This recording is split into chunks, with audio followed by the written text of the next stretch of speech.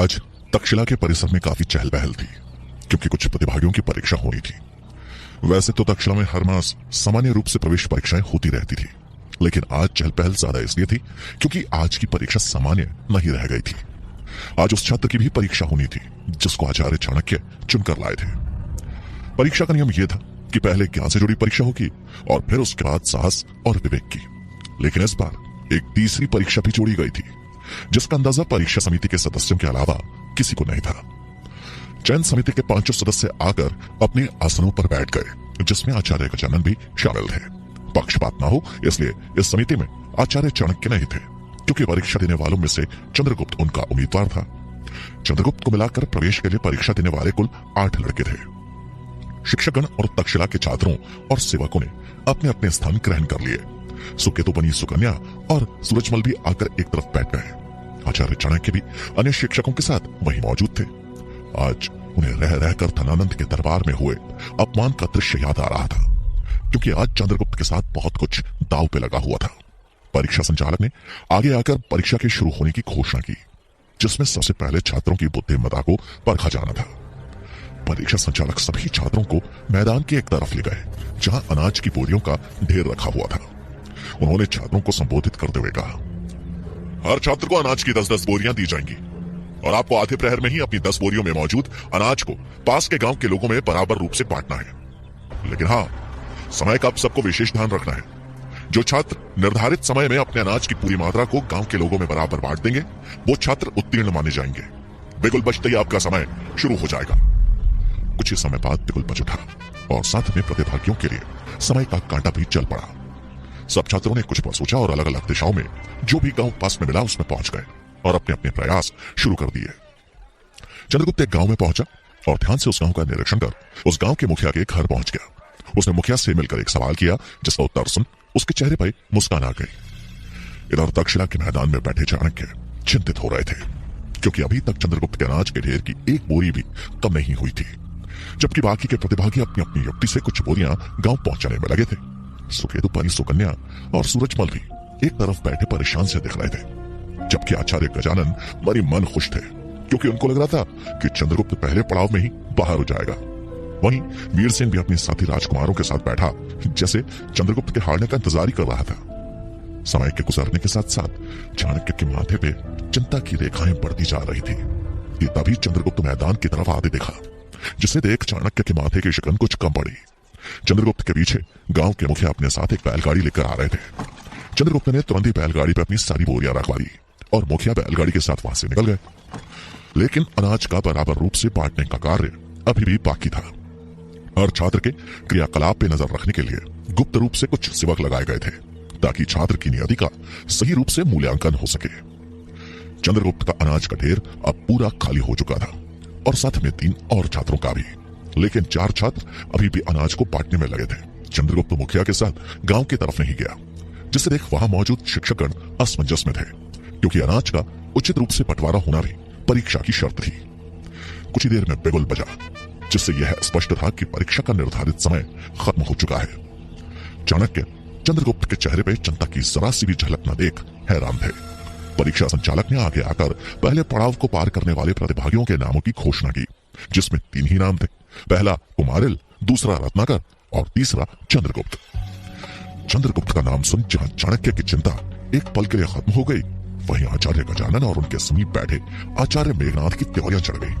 वीरसेन भी मन ही मन कुड़के रह गया। विजेता छात्रों से अपने अपने कार्य को समझाने के लिए कहा गया, जिसमें कुमारिल ने बताया कि उसने कैसे एक बैलगाड़ी पे अपने सारे अनाज को रख घर घर जाकर अनाज बांटा। वहीं रत्नाकर ने बताया कि उसने कुछ लोगों की मदद से उस अनाज को गांव में एक जगह इकट्ठा कर सब गांव वालों को वहां से ले जाने के लिए बोला। जब बारी चंद्रगुप्त की आई तो सब उसके उपाय सुनने को उत्सुक थे। चंद्रगुप्त ने अपने उपाय को समझाते हुए कहा, सबसे पहले मैंने गांव के मुखिया को खोजना शुरू किया, क्योंकि अनाज को बराबर रूप से बांटने में सबसे मददगार अगर कोई हो सकता है तो वो केवल एक ईमानदार मुखिया ही हो सकता है। तभी चंद्रगुप्त की बात काट एक शिक्षक ने प्रश्न किया, लेकिन तुमने ये कैसे परखा कि वो मुखिया ईमानदार है? चंद्रगुप्त बड़ी विनम्रता से बोला, आसान था। सबसे पहले मैंने गांव की उन्नति पे ध्यान दिया, जिससे देख पता चला कि मुखिया ने गांव के विकास में काम किया है। लेकिन फिर भी मैंने और ज्यादा संतुष्टि के लिए मुखिया जी से एक सवाल पूछा कि उनके परिवार में कितने लोग हैं। और उनका जवाब था, ये पूरा गांव ही मेरा परिवार है। ये जवाब सुनना सुनिश्चित हो गया कि ये एक ईमानदार इंसान है और अगर मैं इनको अपना अनाज दूंगा तो निश्चित तौर पर ये लोगों में समान रूप से बांटेंगे। चंद्रगुप्त के स्वभाव ने सबको हैरान कर दिया कि कैसे एक छोटे से बालक ने इतनी बुद्धिमत्ता का परिचय देते हुए अपनी परीक्षा समय रहते पूरी की। चाणक्य की आंखों में चंद्रगुप्त के लिए गर्व झलक रहा था। सुकेतु बनी सुकन्या और सूरजमल भी चंद्रगुप्त को देख खुश थे, लेकिन आचार्य गजानन मन ही मन सुलग रहे थे, जैसे कि उनके सपनों पे किसी ने आग लगा दी हो। कुछ समय के विश्राम के बाद परीक्षा संचालक ने परीक्षा के अगले पड़ाव की घोषणा की, जिसमें प्रतिभागियों को घुड़सवारी का प्रदर्शन करना था और एक स्थान से दूसरे स्थान की दूरी निर्धारित समय में तय करनी थी। तीनों प्रतिभागी अपने अपने घोड़ों की तरफ बढ़ चले, लेकिन चंद्रगुप्त को घोड़े की तरफ बढ़ते देख आचार्य गजानन के चेहरे पे कुटिल मुस्कान बिखर आई, क्योंकि उन्होंने अपनी चालाकी से चंद्रगुप्त के लिए एक ऐसा घोड़ा चुना था जिसको काबू में करना लगभग असंभव था। चंद्रगुप्त ने घोड़े के पास पहुंच जब उसे हाथ लगाया तो घोड़ा ऐसे बेदक उठा जैसे कि उसके किसी दुश्मन ने हाथ लगाया। घोड़े का संकी व्यवहार देखकर चंद्रगुप्त हैरान रह गया। ये देख चाणक्य एक बार फिर चिंता में पड़ गए। वो समझ गए कि ये चाल आचार्य गजानन की है, लेकिन चंद्रगुप्त हिम्मत न हारते हुए घोड़े को काबू में करने की कोशिश करने लगा। तभी परीक्षा का बिगुल बजा और समय का कांटा चल पड़ा। बाकी के प्रतिभागी अपने घोड़े पर सवार हो चुके थे और लगाम खींचने को तैयार थे, लेकिन चंद्रगुप्त का घोड़ा अभी तक काबू में ही नहीं आ पाया था। वो बार बार उसकी पीठ पे चढ़ने का प्रयास कर रहा था, लेकिन घोड़ा हर बार उसे गिरा देता। ये देख गजानन के चेहरे पे जीत की चमक दिख रही थी। चंद्रगुप्त कुछ सोचते हुए बड़ी शांति से घोड़े के सामने जा खड़ा हुआ और उसकी आंखों में बड़ी उम्मीद के साथ देखा। चंद्रगुप्त की आंखों में पशुओं के प्रति असीम प्यार की झलक थी। वो धीमे से घोड़े के और करीब पहुंचा और उसके माथे पे बड़े प्यार से हाथ फेर दिया। चंद्रगुप्त के हाथ फेरते ही मानो उस घोड़े का जैसे सारा रोष ही खत्म हो गया। अगले पल चंद्रगुप्त घोड़े पे सवार था। लगाम खींच अब वो भी बाकी प्रतिभागियों के पीछे चल पड़ा। ये देख गजानन ने चिढ़ते हुए अपनी मुट्ठी भींच ली। समय भाग रहा था और चंद्रगुप्त बाकियों से काफी पीछे था। उसने अपने पैर से घोड़े के पेट पे हल्का सा स्पर्श किया और घोड़ा हवा की गति से दौड़ने लगा। कुछ ही पलों में चंद्रगुप्त रत्नाकर के घोड़े के बराबर में आ पहुंचा। ये देख आचार्य गजानन परेशान हो उठे, क्योंकि उनका दाव उल्टा पड़ने लगा था। चाणक्य, सुकन्या और सूरजमल के चेहरे फिर से खिल गए। अपने घोड़े को भगाते हुए चंद्रगुप्त ने देखा कि रत्नाकर अपने घोड़े की गति को बढ़ाने के लिए बार बार उसके पेट पे पैर से चोट कर रहा था। इस बार जब रत्नाकर ने घोड़े के पेट पे जैसे ही वार किया तो घोड़ा अपना धैर्य खो बैठा और साथ में संतुलन भी। चंद्रगुप्त समझ गया कि रत्नाकर की जान पे संकट आ सकता है, क्योंकि घोड़ा उसे कभी भी गिरा सकता था, और अगले पल ऐसा हो गया। रत्नाकर ने गुस्से में आते हुए एक बार फिर से घोड़े को चोट की, जिससे घोड़ा बेदक उठा। रत्नाकर को एक जोर का झटका लगा और वो अपना संतुलन खो बैठा। ये देख वहां मौजूद सभी लोगों की जैसे सांस अटक गई, लेकिन तभी चंद्रगुप्त ने बिजली की फुर्ती से रत्नाकर के करीब आते हुए उसे गिरने से संभाल लिया। रत्नाकर तो बच गया, लेकिन उसका घोड़ा वहां से भाग खड़ा हुआ।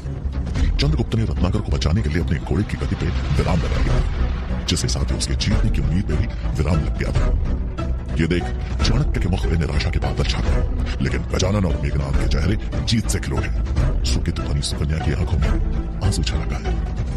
परीक्षा संचालक ने कुमारिल के विजय होने की घोषणा की, लेकिन तभी कुलपति अपने स्थान से खड़े होकर बोले, मनुष्य का सबसे बड़ा गुण है परमार्थ, मतलब अपना स्वार्थ छोड़ जरूरत पे दूसरों की मदद के लिए हमेशा आगे रहना। तक्षशिला में शिक्षा का आधार भी यही है, और इस गुण को चंद्रगुप्त ने रत्नाकर की जान बचाकर बखूबी प्रदर्शित किया है। तो इस परीक्षा में केवल कुमारिल ही नहीं, चंद्रगुप्त भी विजयी है। कुलपति का यह फैसला सुन जहां चाणक्य के मुख से चिंता के बादल छट गए, वहीं गजानन का मुख क्रोध से लाल हो गया। उनका हर दाव आज उल्टा ही पड़ता जा रहा था। अब परीक्षा का आखिरी पड़ाव बचा था, जिसे खुद गजानन ने चंद्रगुप्त को बाहर करने के लिए रखा था, और अब यह पड़ाव ही गजानन के लिए आखिरी उम्मीद था, क्योंकि इससे पहले कि उनकी सभी चालों को चंद्रगुप्त ने विफल कर दिया था। आखिरी पड़ाव में अब सिर्फ कुमारिल और चंद्रगुप्त थे। कुछ समय के बाद अंतिम पड़ाव का बिगुल बजा और परीक्षा संचालक ने परीक्षा की घोषणा की, जिसमें चंद्रगुप्त और कुमारिल को 2 खूंखार सांडों के गले से तांबे के सिक्कों से बुनी माला उतारनी थी, लेकिन शर्त यह थी कि वो माला टूटनी नहीं चाहिए। परीक्षा संचालक के मुख पे तनाव बढ़ गया। उन्हें यह तो मालूम था कि आचार्य गजानन ने इस बार एक नई परीक्षा शामिल की है, लेकिन वो परीक्षा इतनी खतरनाक होने वाली है इसका अंदाजा उन्हें नहीं था। अगले पल पशुओं के कबाड़े के सामने चंद्रगुप्त और कुमारिल खड़े थे।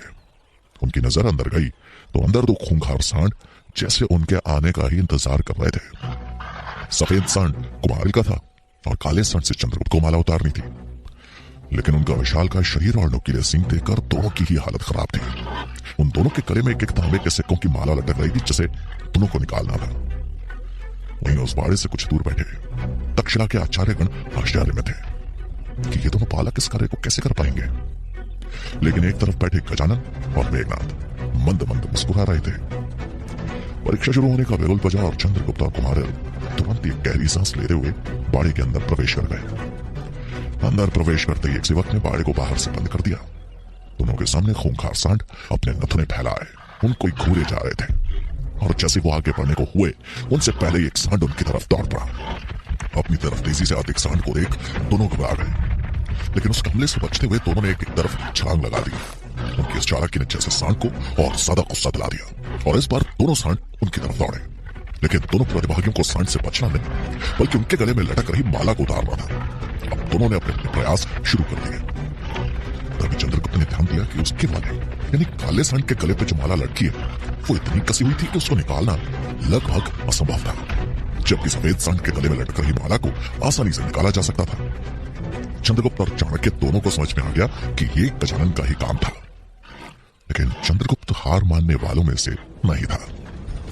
उसने अब माला को बगैर तोड़े सांड के गले से निकालने के लिए दिमाग लगाना शुरू कर दिया। वहीं कुमारिल भी अपने पूरे प्रयास में लगा था, और इस बार वो सफेद सांड को अपनी तरफ आता देख हिम्मत दिखा उसके सामने खड़ा रहा। जैसे वो सांड कुमारिल के सामने आया, कुमारिल छलांग लगाकर उसकी पीठ पे जा बैठा और उसके कुब्बड़ को पकड़ किसी तरह माला निकालने की कोशिश करने लगा। लेकिन तभी उस सांड ने कुमारिल को अपनी सींगों से फंसा बाड़े के बाहर फेंक दिया। ये देख वहां बैठे लोगों की डर से सांस अटक गई, लेकिन बाड़े के किनारे पड़ी ढेर सारी घास के कारण कुमारिल सुरक्षित था। उसे बहुत अधिक चोट नहीं आई। चंद्रगुप्त कुमारिल की हालत देख समझ चुका था कि ये माला ऐसे तो नहीं निकलने वाली। वो कुछ सोच के किनारे आ गया, लेकिन सांड उस पर लगातार हमले किए जा रहा था, और अब उन दोनों सांडों का निशाना वही था। चंद्रगुप्त छलांग मार के किसी तरह बच रहा था और साथ ही साथ सांड के गले से माला निकालने का उपाय भी सोच रहा था। उधर कुमारिल से जब पूछा गया कि क्या उसे दूसरे प्रयास के लिए बाड़े में जाना है, उसका जवाब ना था, क्योंकि डर से उसकी हालत खराब थी और हिम्मत भी टूट चुकी थी। उसके ना ने सबको हैरान कर दिया, क्योंकि दो प्रतिद्वंदियों में से अभी एक ने तो हार मानने का निर्णय ले लिया था। मेघनाथ ने गजानन से हैरानी में सवाल करते हुए कहा, आचार्य, इस बालक ने तो हाथ खड़े कर दिए, अब तो अकेला चंद्रगुप्त ही बचा है, तो क्या वो ऐसे ही विजयी घोषित कर दिया जाएगा?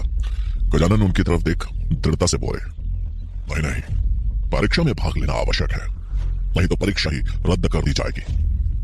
यही नियम है यहाँ का। चंद्रगुप्त को अगर प्रवेश लेना है तो सांड के गले से माला निकालनी ही पड़ेगी। ये सुन मेघनाथ ने कुटिल मुस्कान के साथ कहा, और वो माला कभी निकल नहीं सकती। आपकी चालाकी की दाद देनी होगी आचार्य गजानन। दोनों मुस्कुराते हुए पहाड़ी की तरफ देखने लगे, जहां चंद्रगुप्त अभी भी डटा हुआ था और हार मानने के लिए तैयार नहीं था। अब उसके सामने दो दो खूंखार सांड थे। अभी चंद्रगुप्त के दिमाग में विचार कदा और उसकी नजर इधर उधर कुछ तलाशने लगी। ठीक उसी समय एक सांड अपने सींग आगे किए तेजी से उसकी तरफ पहुंचा, लेकिन चंद्रगुप्त फुर्ती से छलांग मार बाड़े के बाहर आ गया और उसे जिसकी तलाश थी वो देख गया। उसने बड़ी फुर्ती से छलांग मारते हुए बाहर रखी कुछ तलवारों में से एक तलवार अपने हाथ में ले ली, और अगली छलांग में वो एक बार फिर मैदान में था। अब उसकी नजरें काले सांड के गले में लटक रही माला को ही देख रही थी। उसने क्षण के लिए गहरी सांस ली और फिर उस सांड को जोर से ललकारा। जैसे ही वो सांड गुस्से में उसकी तरफ बढ़ा, चंद्रगुप्त उछलकर लकड़ियों के बने उस बाड़े के ऊपर जा पहुंचा और पार कर रहे उस सांड के सींग उन लकड़ियों के गड्ढों के बीच जा फंसे। अगले पल चंद्रगुप्त ने बिजली की तरह अपने हाथ में पकड़ी तलवार से उस सांड के गले पे वार कर दिया। वार इतना घातक और दमदार था कि उस सांड का गला कट के नीचे जमीन पे गिर गया और वो माला चंद्रगुप्त के हाथ में आ गई। ये देख सब हैरान रह गए। आचार्य गजानन के आखिरी वार को भी चंद्रगुप्त ने अपनी बुद्धिमानी और साहस से विफल कर दिया था। चाणक्य के चेहरे पे हल्की मुस्कान उभर आई। आखिर में उनकी इतनी लंबे समय की मेहनत आज सफल हो चुकी थी। सुकेतुपनी सुकन्या और सूरजमल दोनों खुशी से खड़े हो ताली बजाने लगे।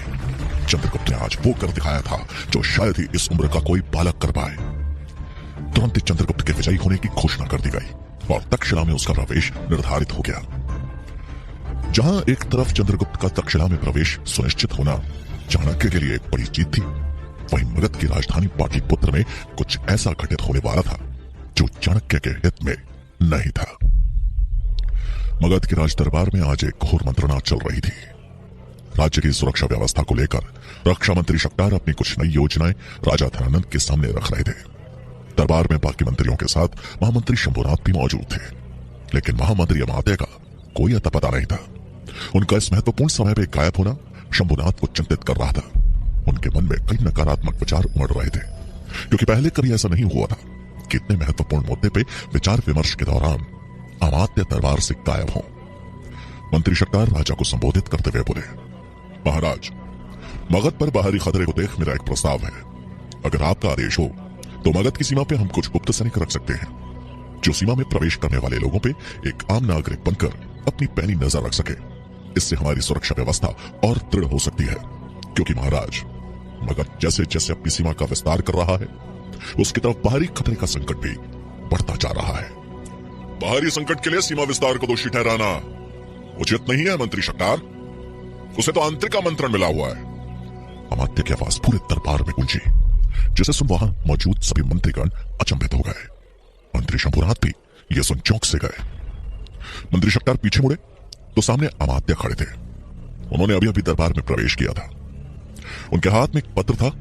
अमात्य के चेहरे पे जीत की चमक थी, जैसे किसी बड़े युद्ध में विजय प्राप्त कर लौटे हो। शक्तार ने हैरानी में पूछा, मैं कुछ समझा नहीं महामंत्री जी, आप कहना क्या चाहते हैं?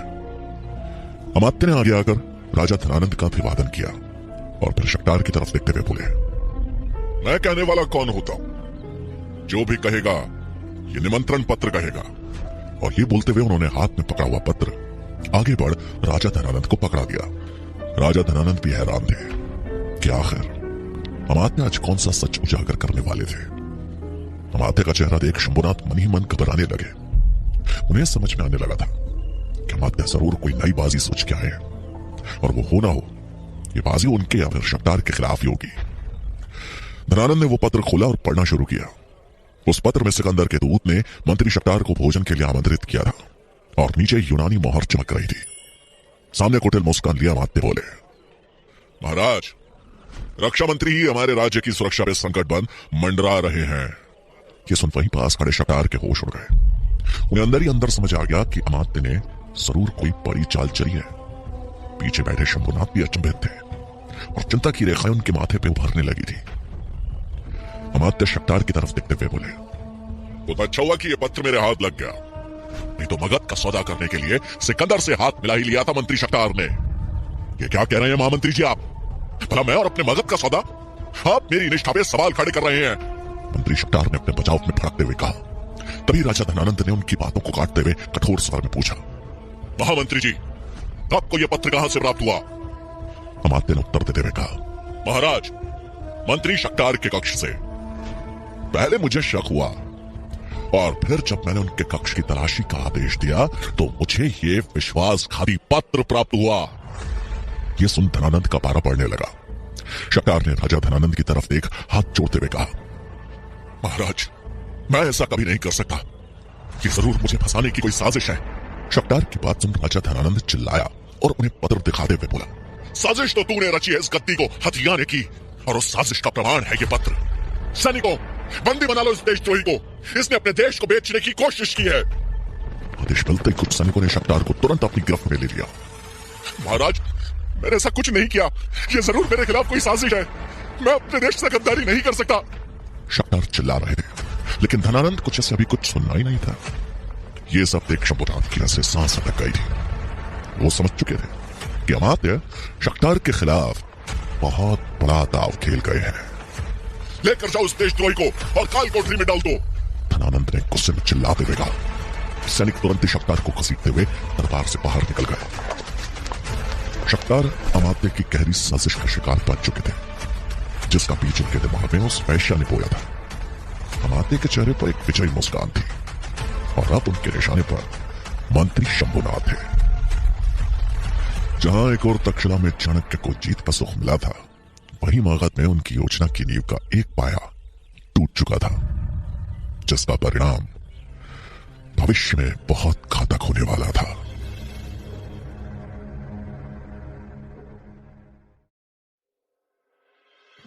तक्षशिला में प्रवेश मिलने के बाद हर छात्र छात्रावास में रहता था, इसलिए चंद्रगुप्त को भी अब वहीं रहना था। सुकेतु बनी सुकन्या के लिए सेवक आवास गृह था, क्योंकि उसने चाणक्य के सेवक के रूप में अंदर प्रवेश किया था। चंद्रगुप्त का अन्य छात्रों के साथ छात्रावास में रहना और सुकन्या का सुकेतु बनना दोनों ही किसी बड़ी चुनौती से कम नहीं थे, और ये बात चाणक्य के साथ साथ वो दोनों भी जानते थे। तक्षशिला विश्वविद्यालय के प्रांगण में बने छात्रावास से दूर बह रही सिंधु नदी का खूबसूरत नजारा देखता था। चंद्रगुप्त जब छात्रावास पहुंचा तो उसका सामना उन्हीं छात्रों से हुआ जिनसे पहले दिन ही उसकी लड़ाई हो गई थी, और अब यही द्वेष चंद्रगुप्त के लिए महंगा साबित होने वाला था। छात्रों के उस समूह में ज्यादातर राजकुमार थे, और उनमें भी राजकुमार वीरसेन का वर्चस्व सबसे ज्यादा था। वीरसेन चंद्रगुप्त के साथ हुई पहली मुलाकात से ही चिढ़ने लगा था, और अब उसका एकमात्र लक्ष्य चंद्रगुप्त को किसी भी तरह से तक्षशिला से बाहर करना था। चंद्रगुप्त को देख वीरसेन मुस्कुराते हुए बोला, अरे देखो देखो, शूरवीर चंद्रगुप्त ने हमारे छात्रावास में अपने कदम रखे हैं। आज तो ये छात्रावास धन्य हो गया। ये सुन सब हंसने लगे। चंद्रगुप्त ने शांत रहना ही सही समझा, वो झगड़ा आगे नहीं बढ़ाना चाहता था। तभी वीरसेन ने अपने स्वर को कठोर करते हुए कहा, चंद्रगुप्त, तेरे कदम यहाँ तक तो आ गए हैं, लेकिन ज्यादा दिन तक टिक नहीं पाएंगे। ये याद रखना, तक्षशिला तुझ जैसों के लिए नहीं बना है। चंद्रगुप्त वीरसेन की बातों को अनसुना करके एक और अपना बिस्तर लगाने लगा।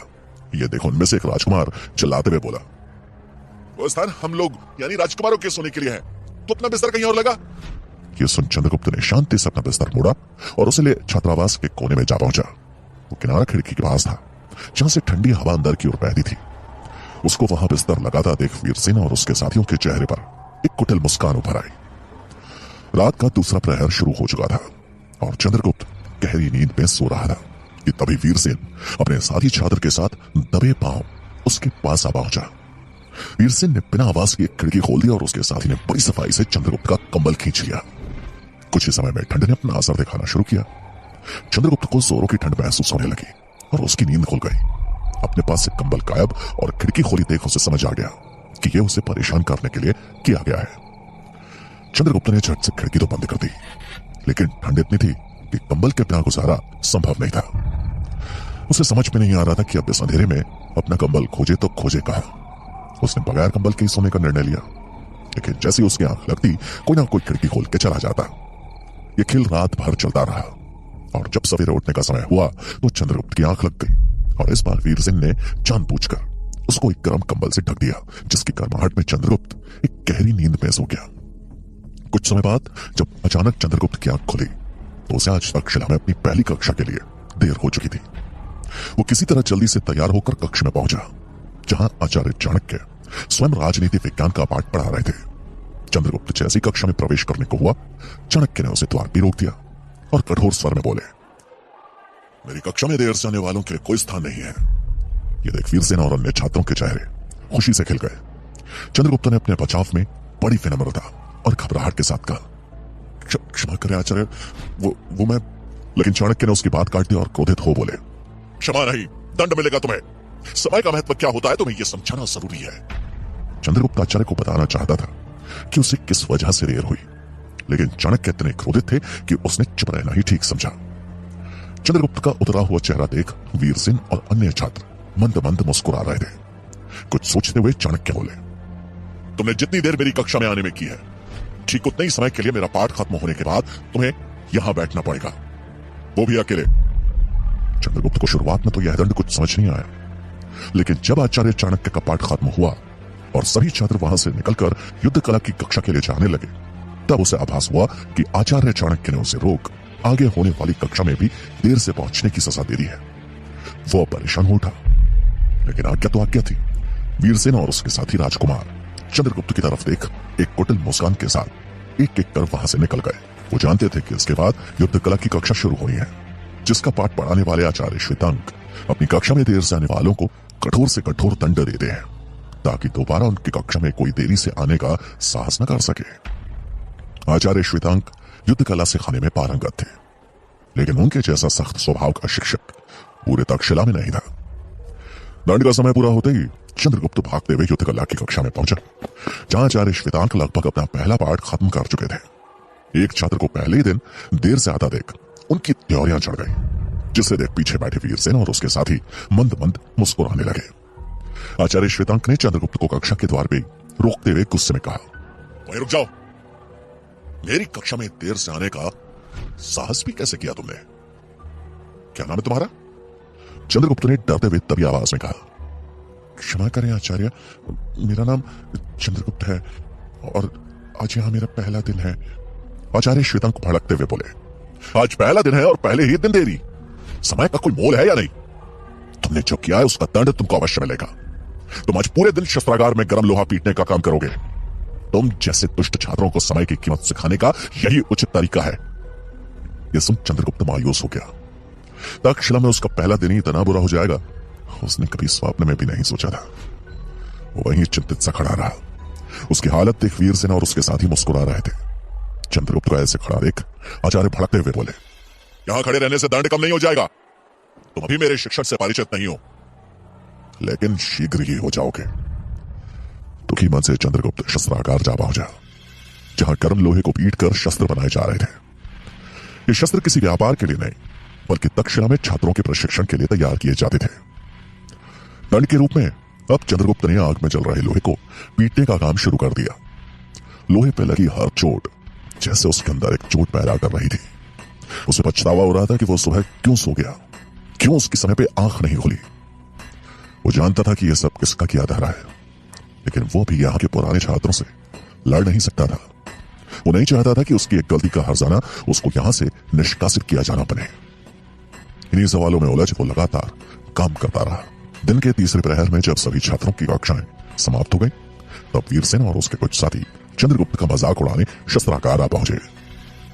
चंद्रगुप्त को लोहा पीटते देख वीरसेन बोला, अरे जरा देखो तो शूरवीर चंद्रगुप्त को शिक्षा लेने आया था और क्या करना पड़ रहा है। वैसे सही भी है, कम से कम इसे अपनी सही जगह तो पता चली। वीरसेन की बात सुन सब एक साथ हंस दिए। चंद्रगुप्त उस अपमान के घूंट को पीक कर रह गया। वो क्रोध से उबल रहा था और इसका प्रमाण था उसके द्वारा लोहे पर किया जा रहा हर एक प्रहार। तब एक राजकुमार ने तंज कसते हुए कहा, लगता है हमने शूरवीर चंद्रगुप्त की भावनाएं एक बार फिर आहत कर दी। पिछली बार इनका गुस्सा घास को सहन करना पड़ा था और आज बेचारा लोहा। इंसानों से लड़ना तो आता ही नहीं है इन्हें। ये सुन चंद्रगुप्त ने लोहा पीटना रोक दिया और सबकी तरफ देखते हुए बड़े शांत लहजे में बोला, देखो मेरा प्रवेश यहाँ पे योग्यता के आधार पे हुआ है, तो मेरी तुम सबसे विनती है कि मुझे यहाँ शिक्षक ग्रहण करने दो।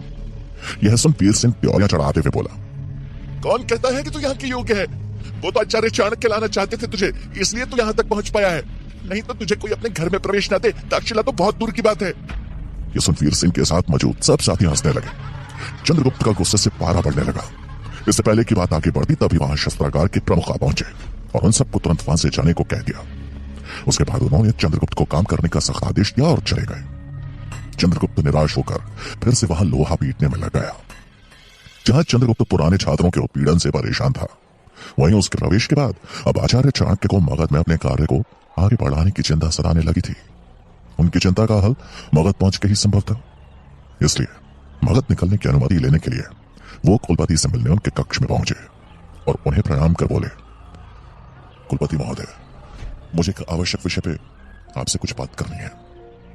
कुलपति चाणक्य के ज्ञान और व्यवहार से हमेशा प्रभावित रहते थे और उनके हितैषी भी थे। उन्होंने चाणक्य को बैठने का इशारा करते हुए कहा, हाँ आचार्य, कहिए क्या बात करनी है आपको? कहीं ये चंद्रगुप्त के विषय में तो नहीं है? नहीं कुलपति महोदय, ये मेरे अवकाश के विषय में है।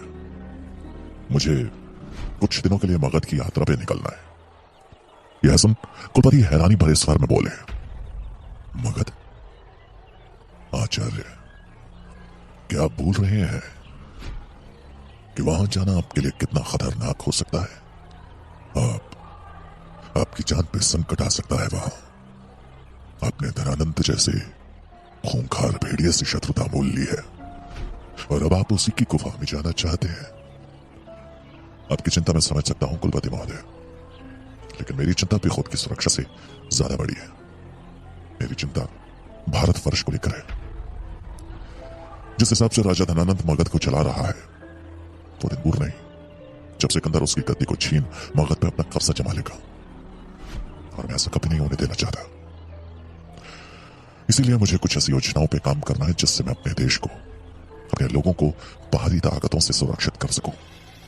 चाणक्य ने अपनी बात रखते हुए बड़ी दृढ़ता से कहा, उनके स्वर में आत्मविश्वास की झलक थी, जिसे सुन कुलपति बोले, मुझे मालूम है कि आप जिस भी योजना को सोचकर जा रहे होंगे वो अवश्य ही उचित होगी और देश हित में होगी। मैं बस यही कहना चाहूंगा कि आप थोड़ा सावधान रहिएगा, क्योंकि राज दरबार में जो हुआ उसके बाद से मगध आपके लिए सुरक्षित नहीं है। कुलपति की बात सुनकर चाणक्य ने दृढ़ता से कहा, आग को बुझाने के लिए कई बार आग में कूदना ही पड़ता है कुलपति जी। अपनी शिखा को खोल मैंने एक प्रण लिया है, जिसको पूरा करने के लिए मैं आग तो क्या तहत दिलावे में भी कूदने को तैयार हूं। चाणक्य का विश्वास देख कुलपति मुस्कुराए और उन्हें इजाजत दे दी। चाणक्य ने कुलपति का धन्यवाद किया और वहां से चल दिए। लेकिन चाणक्य को जरा सा भी अंदाजा नहीं हुआ कि उनकी ये बातें दरवाजे पे कान लगाए आचार्य गजानन सुन रहे थे और उन्हें पता चल चुका था कि चाणक्य मगध की तरफ निकल रहे हैं। ये जान गजानन के मुख पे कुटिल मुस्कान बिखर आई थी। चाणक्य को कक्ष से बाहर जाता देख वो मन ही मन बोले, आचार्य चाणक्य, आप मगध जा तो रहे हैं, लेकिन इस बार मैं यह सुनिश्चित करूंगा कि आप वापस तक्षशिला कभी न लौट पाए। मुझे बस आपके मगध प्रवेश की सूचना आगे सेनापति तक पहुंचानी है और आपका कटा हुआ सर पाटलिपुत्र के चौराहे पर होगा। गजानन के मुख पे एक विजयी मुस्कान थी, जैसे कि कोई बहुत बड़ी जंग जीत ली हो उसने। कुलपति से मिलने के बाद चाणक्य सीधा शस्त्रागार आ पहुंचे, जहां चंद्रगुप्त अभी भी लोहा पीटने में लगा हुआ था। वो थक के चूर हो चुका था और उसका शरीर शीतल पड़ने लगा था। इतनी कठोर सजा की अपेक्षा उसने नहीं की थी। चाणक्य को देख चंद्रगुप्त के मुख पर एक आशा की किरण जगी। उसने उनको प्रणाम कर एक ही सांस में रात की पूरी घटना कह डाली। चंद्रगुप्त की बात सुन चाणक्य बोले, चंद्रगुप्त, समय बहुत मूल्यवान वस्तु है जिसे तुम किसी के लिए नहीं छोड़ सकते। रही बात उन छात्रों की, तो मैं हर समय तुम्हारे साथ नहीं रह पाऊंगा। तुम्हें खुद को मजबूत बनाना पड़ेगा, चालाक बनाना पड़ेगा, ताकि तुम्हारा कोई नुकसान कभी ना कर सके। आज किसी की वजह से तुम्हारे समय का, तुम्हारी शिक्षा का नुकसान हुआ है। कल यह नुकसान तुम्हारे आत्मविश्वास का, तुम्हारे साहस का भी हो सकता है। इसलिए तुम्हें अपने बलबूते पे हर स्थिति का सामना करना सीखना पड़ेगा, ताकि तुम्हारी शिक्षा में कोई अवरोध न बन सके। चाणक्य की बातें चंद्रगुप्त को भीतर तक भेद उसके अंदर एक ऊर्जा का संचार कर रही थी। वो समझ रहा था कि उसे परिस्थितियों से भागना नहीं, बल्कि उनका सामना करना सीखना पड़ेगा। चंद्रगुप्त ने अपने अंदर के आत्मविश्वास को जगाते हुए ऊंचे स्वर में कहा, मैं समझ गया आचार्य, मुझे माफ करें। आज के बाद मैं अपने सीखने की प्रक्रिया में किसी को बाधा नहीं बनने दूंगा। यह सुन चाणक्य मुस्कुराया और फिर एक गंभीर मुद्रा में बोले, अच्छी बात है। मैं कुछ विशेष कार्यों के चलते मगध जा रहा हूं। मुझे आशा है कि तुम अपनी शिक्षा मेहनत और लगन से ग्रहण करते हुए सुकेतु का भी ध्यान रखोगे। बस ये याद रहे कि यहाँ के छात्रों की तुलना में तुम्हारे पास सीखने के लिए ठीक आधा समय है। तुम्हें बहुत तेजी से आगे बढ़ना होगा, क्योंकि बड़ा खतरा हमारे भारतवर्ष पर अपने कदम पसार रहा है और हमें उसे रोकना है। चंद्रगुप्त चाणक्य के शब्दों को सुन उत्साहित हो चुका था। सुबह से छाई निराशा जैसे मिटने लगी थी। चाणक्य चंद्रगुप्त को समझाकर वहां से चले गए। अगले दिन वो ब्रह्म मुहूर्त में ही अपनी मगध की यात्रा पर चल दिए। वहां से निकलने से पहले उन्होंने सूरजमल को चंद्रगुप्त की सुरक्षा का जिम्मा एक बार फिर याद दिलाया, क्योंकि उन्हें अंदाजा था कि उनकी अनुपस्थिति में आचार्य गजानन या फिर उनके शिष्य चंद्रगुप्त के लिए कोई बड़ी मुसीबत जरूर खड़ी करेंगे। जहां चाणक्य एक लंबा सफर तय कर मगध के समीप पहुंचने वाले थे, वहीं गजानन के द्वारा भेजा गया उनका एक सेवक राजहंस चाणक्य से पहले मगध की सीमा पर पहुंच उनको फंसाने का काम शुरू कर चुका था। उसका काम था सीमा सुरक्षा के सेनापति को चाणक्य के आने की सूचना देना। राज्य के मुख्य प्रवेश द्वार पर पहुंच उसे बस सैनिक दिखाई दिए। उसे पता था कि सैनिकों को बनाकर बात नहीं बनेगी, इसलिए वो सेनापति के आने का इंतजार करने लगा। कुछ ही देर में उसकी मनोकामना पूरी हो गई। सीमा सुरक्षा के सेनापति भुजंग अपने घोड़े पर बैठ दौरा करते हुए द्वार के पास आ गए। उन्हें देखते ही राजहंस उनकी ओर दौड़ उन्हें आवाज देने लगा, सेनापति जी, सेनापति जी। और सेनापति भुजंग ने उसकी तरफ ध्यान नहीं दिया। उसे बगैर आज्ञा के मुख्य द्वार से अंदर की तरफ भागता देख सैनिकों ने भालों से घेर लिया। लेकिन राजहंस के पास बस यही मौका था। उसने अपनी जान की परवाह ना करते हुए सेनापति को संबोधित कर दोबारा आवाज लगाई। एक राजद्रोही की खबर लेकर आया हूं सेनापति जी, उसे पकड़ लेंगे तो राजा से इनाम मिलेगा। तभी एक सैनिक अपना भाला उसकी छाती के पार करने वाला था कि इनाम वाली बात सुन सेनापति की आवाज गूंजी। ठहरो। सैनिक ने भाला नीचे कर लिया। इसे मेरे पास आने दो। सेनापति के आदेश पर सैनिकों ने राजहंस को सेनापति के पास जाने दिया। सेनापति से मिल राजहंस ने अपना परिचय दिया और बोला, मेरा नाम राजहंस है, मैं तक्षशिला से हूं। चाणक्य नाम का एक ब्राह्मण जिसने राजा धनानंद को उनके दरबार में ललकारा था, आज किसी भी समय मगध में प्रवेश करने वाला है। अगर आपने उसे पकड़ के राजा के सामने पेश कर दिया तो इनाम तय है। सेनापति को एक दलित ब्राह्मण का राजा को चुनौती देने वाली बात का पता तो था, लेकिन उसने कुछ सोचते हुए सवालिया नजरों से राजहंस की तरफ देखा और बोला, अगर तुम्हारी बात सत्य निकली तो मुझे तो इनाम मिलेगा, लेकिन तुम्हारा क्या फायदा होगा? प्रश्न सुन राजहंस के चेहरे पर एक कुटिल मुस्कान उभर आई, मानो वो इसी प्रश्न की अपेक्षा कर रहा था। उसने सेनापति के सवाल का उत्तर देते हुए कहा, बस यूं समझ लीजिए कि आपका शत्रु मेरे गुरु का भी शत्रु है, इसलिए मैं आपका मित्र बन आपकी मदद करना चाहता हूं। चाणक्य मारा गया तो आपको आपका इनाम मिल जाएगा और मेरे गुरु को जीवन भर के लिए उससे छुटकारा। राजहंस के इस उत्तर ने सेनापति का भरोसा जीत लिया। अब उसकी आंखों में इनाम की लालसा साफ नजर आ रही थी। उसने मुस्कुराते हुए राजहंस से कहा, तो ठीक है, तुम उस ब्राह्मण की पहचान करवाकर उसे पकड़वाने में हमारी मदद करो। एक बार पकड़ा गया तो उसका सर और मेरी तलवार होगी, पर अगर यह खबर गलत निकली तो तलवार तो मेरी ही होगी, लेकिन सर तुम्हारा होगा। यह सुन राजहंस कांप गया, लेकिन अब अपने कहे से वो पीछे नहीं हट सकता था। उसे हामी भरनी पड़ी। सेनापति ने आदेश देकर मगध के मुख्य प्रवेश द्वार को छोड़ बाकी सारे प्रवेश द्वार बंद करवा दिए, ताकि चाणक्य को मजबूरन उसी द्वार से आना पड़े और राजहंस उनकी पहचान कर ले। चाणक्य जब मगध की सीमा के मुख्य द्वार के पास पहुंचे तो द्वार पर लगी भीड़ देख चकित रह गए। चाणक्य ने भेष बदला हुआ था। उन्होंने वहां मौजूद एक राहगीर से इतनी भीड़ जमा होने का कारण पूछा तो उसने उत्तर देते हुए कहा, सीमा प्रवेश के सारे द्वार तो बंद है, बस यही एक मुख्य द्वार है जहां से प्रवेश मिल रहा है। आप भाग्यवान हैं जो सीधा इस द्वार पर आए। मैं तो कुछ समय पहले दूसरे द्वार से प्रवेश कर रहा था कि अचानक द्वार बंद कर दिए गए। कारण पूछने पर कुछ बताया भी नहीं। वहां से फिर यात्रा कर यहां पहुंचा। अब जब भाग्य में दौड़ना ही लिखा है तो वही सही। ऐसा कहते हुए वो राहगीर आगे बढ़ गया। चाणक्य को यह सब थोड़ा अटपटा सा लगा और वो द्वार से उचित दूरी बनाए रखते हुए ध्यान से सुरक्षा व्यवस्था को देखने लगे। मुख्य द्वार से प्रवेश कर रहे हर व्यक्ति के सामान से ज्यादा उसकी पहचान करने पर जोर दिया जा रहा था। बैलगाड़ियों में रखे माल पर भालों से मार मार के उनकी जांच हो रही थी। चाणक्य को यह तो समझ आ गया वो सैनिक सामान से ज्यादा किसी आदमी की तलाश में है। और तभी उनकी नजर द्वार से थोड़ी दूर सैनिकों के साथ खड़े एक साधारण आदमी पर पड़ी, जो प्रवेश कर रहे हर व्यक्ति को बड़ी बारीकी से देख रहा था। वो आदमी और कोई नहीं बल्कि राजहंस था, लेकिन चाणक्य उसे कभी मिले नहीं थे, इसलिए वो उनके लिए बस एक अनजान आदमी ही था। चाणक्य को इतना समझ आ गया कि हो ना हो तक्षशिला में उनके मगध जाने की भनक किसी ना किसी को लग गई थी और उसने अपना आदमी भेज चाणक्य को पकड़वाने की साजिश खूब अच्छे से रची थी। चाणक्य ने मनी मन सोचते हुए कहा, कुलपति तो ऐसा नहीं कर सकते, तो फिर कौन है जो मुझे मारना चाहता है? आचार्य मेघनाथ, आचार्य गजानन। सबको पता है कि मगध में पकड़े जाने पर मुझे मृत्यु दंड मिलेगा, तो फिर कौन है जो मेरे प्रति इतनी घृणा पाल के बैठा है कि मुझे मारकर ही दम लेगा? इन सब सवालों ने मानो चाणक्य को घेर लिया था। वो चिंतित हो उठे। उनके मन में उठ रहे सवालों का तो उनके पास कोई उत्तर नहीं था, लेकिन सामने खड़ी चुनौती स्पष्ट थी। चुनौती मगध में प्रवेश करने की। तक्षशिला वापस लौटना एक आसान उपाय था, लेकिन चाणक्य कब तक उस चुनौती से बच सकते थे? अगर उन्हें अपनी शिखा के मान के लिए लिया गया वचन पूरा करना था तो उसका एक अहम हिस्सा मगध था। राजा धनानंद के पूर्ण सर्वनाश के लिए उनके कमजोर पहलुओं को अपने पक्ष में करना आवश्यक था, और यह कार्य बगैर मगध में प्रवेश किए नहीं हो सकता था।